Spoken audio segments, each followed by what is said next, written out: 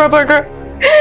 আর আজকে ওই শয়তানটা আমার হাত ধপ করে ধরছে আর কি করছে তোরে? আর আমার কুপ্রস্তাব দিছে, কই কি ও নাকি আমার ভালোবাসে, আমার বিয়ে করবো। মমিন, তুমি না কও তুমি আমার অনেক ভালোবাসো, চলো না আমরা বিয়ে করে ফেলাই।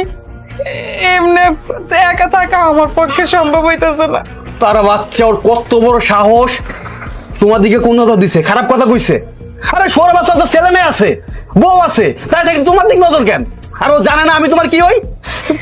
আমি এই সুযোগে কাজে অফিসে গিয়ে বিয়ার কাজটা সাইরা ফেলাই, কোনো ঝামেলা দরকার নাই।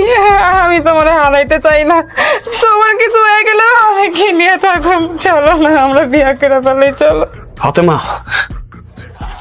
ওই যদি আমার কিছু কইতো আমার মনে কোনো কষ্ট ছিল না। ও কার গায়ে হাত দিছে, কারে কুকুস্তাব দিছে বুঝতে পারছোস? আমার ফাতেমা, আমার ফাতেমা, যারে আমি একটা আচর পথে দেনা যার গায়ে, আর তারে কুকুস্তাব দিছে, বাজে প্রস্তাব দিছে শুয়োরের বাচ্চা।